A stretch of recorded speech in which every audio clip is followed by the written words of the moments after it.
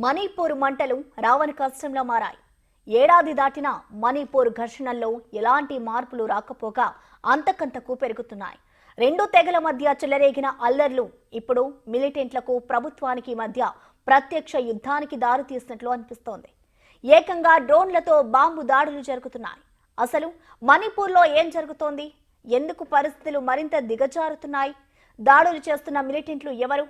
మిలిటెంట్లకు ఇంత ధైర్యం ఎలా వచ్చింది? అసలు కేంద్ర ప్రభుత్వం ఏం చేస్తోంది?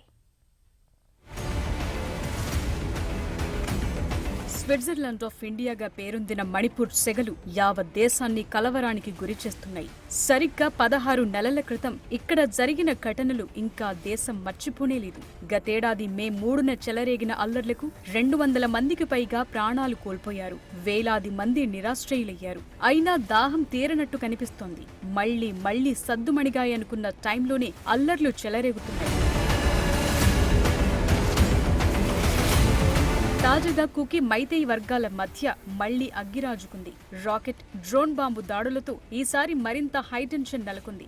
శనివారం జిరీబామ్ జిల్లాలో ఓ ఇంట్లోకి చొరబడిన అనుమానిత కుకీ సాయుధులు నిద్రిస్తున్న వ్యక్తిని కాల్చి చంపగా ఇది కాస్త ఇరు వర్గాల ఘర్షణకు దారితీసింది. అనంతరం జరిగిన దాడుల్లో మరో 4 సాయుధులు చనిపోయారు. అంతకు ముందు రోజే జరిగిన రాకెట్ దాడుల్లో బిష్ణుపూర్ జిల్లాలో ఓ వృద్ధుడు మరణించగా 6 గాయపడ్డారు. ఈ నేపథ్యంలోనే పెద్ద ఎత్తున నిరసన ప్రదర్శనలు జరిగాయి. భద్రతను మరింత కట్టుదిట్టం చేసి డ్రోన్లను తిప్పికొట్టడానికి యాంటీ డ్రోన్ సిస్టంలతో మోహరించారు. డ్రోన్ ప్రయోగంతో మణిపూర్ అంతర్యుద్ధం కాస్త యుద్ధంగా మారుతున్నట్లు కనిపిస్తోంది.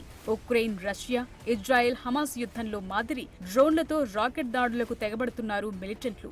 ఇంపాల్ వెస్ట్ జిల్లాకు సమీపంలోని 2 ప్రదేశాల్లో జనావాసాలపై బాంబులు వేయటానికి ఉగ్రవాదులు డ్రోన్లను ఉపయోగించారు. ఈ పరిస్థితుల్లో ఆ ప్రాంతంలో రాత్రుళ్లు అందరూ లైట్లు ఆఫ్ చేసుకుంటున్నారు. ప్రస్తుతం మణిపూర్లోని బిష్ణుపూర్, ఇంపాల్, తూర్పు జిల్లాల శివార్లలోని నివాసితులు డ్రోన్ల దాడులకు భయపడుతూ బతుకుతున్నారు. సెప్టెంబర్ 6న బిష్ణుపూర్ జిల్లాలో మిలిటెంట్ లాంగ్ రేంజ్ రాకెట్లను మోహరించారు. మణిపూర్ మొదటి ముఖ్యమంత్రి మైరంబం కొయిరింగ్ నివాసంపై రాకెట్ దాడులకు పాల్పడ్డారు. ఈ దాడిలో ఒక సీనియర్ సిటిజన్ ప్రాణాలు కోల్పోగా బిష్ణుపూర్ జిల్లా మొయిరాంగ్ కొయిరు లైకైలో 6 పౌరులు గాయపడ్డారు.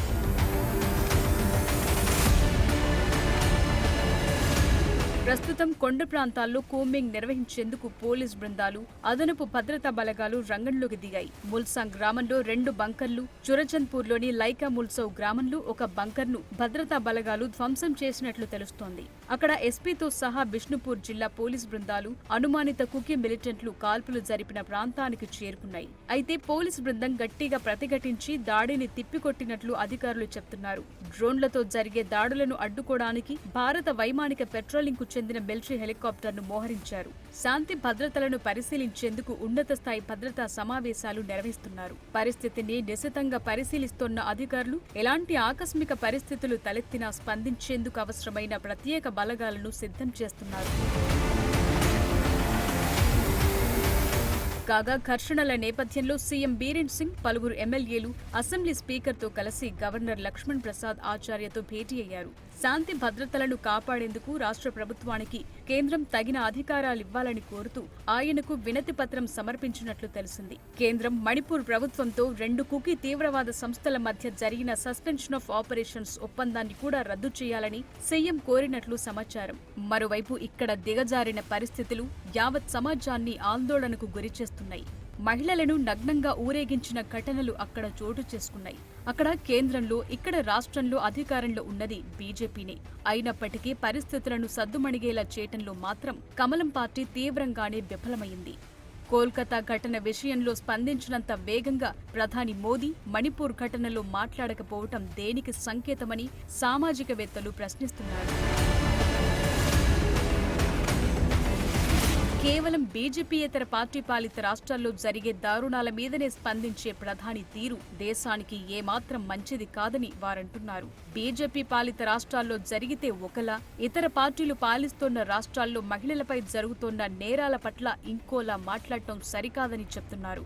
మొత్తంగా మణిపూర్ రాను రాను అగ్నిగుండంగా మారుతుండటంతో ఎప్పుడు ఏం జరుగుతుందోనని మణిపూర్ అమాయకులు ఆందోళన వ్యక్తం చేస్తున్నారు.